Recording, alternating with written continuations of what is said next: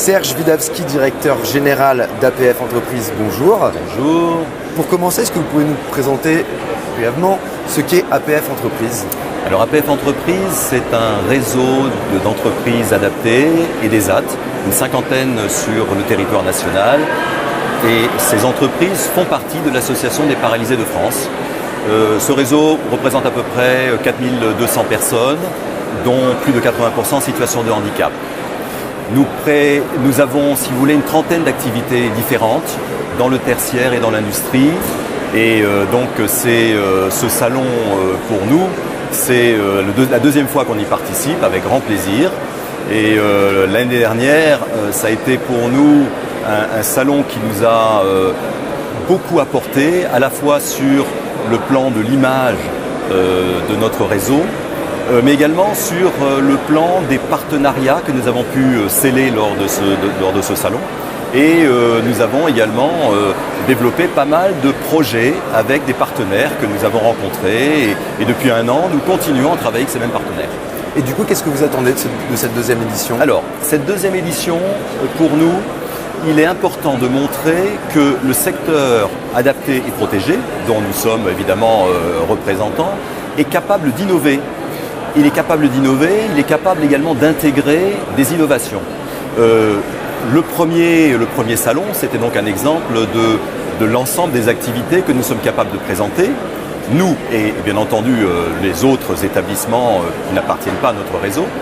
Mais cette année, le challenge, il est particulièrement intéressant, c'est que il y a toute une série de nouvelles activités possibles par le secteur du handicap et des activités, des domaines qui sont justement, qui côtoient l'innovation, la technologie, et comme par exemple le numérique.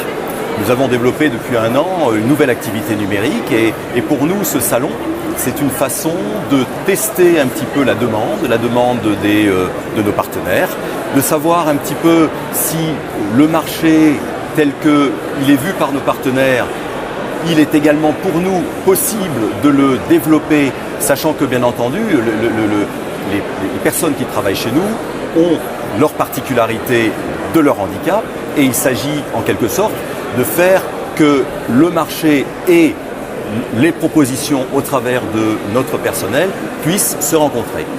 Donc très important ce premier aspect. Le deuxième aspect, c'est que moi je vois bien ce salon comme étant une plateforme d'essai pour nous. C'est-à-dire que nous avons lancé en liaison avec un certain nombre de startups des développements possibles et je souhaiterais pouvoir tester avec nos partenaires ces innovations. Un exemple, vous allez voir que dans le salon, les personnes qui le souhaitent pourront trouver n'importe quel stand dans le salon à partir d'une application que nous avons développée avec un partenaire qui s'appelle Right Here, qui est une société. En partenariat, si vous voulez, cette solution permet un déplacement comme un espèce de GPS, une orientation à l'intérieur d'un bâtiment. Donc une personne qui souhaite voir le stand de l'APF, il suffira qu'il se fasse guider par son application. Donc il y a toute une série si vous voulez, de start-up que dont nous essayons de faire la promotion et de développer en même temps, bien entendu, des relations professionnelles et des relations d'activité que nous allons pouvoir tester.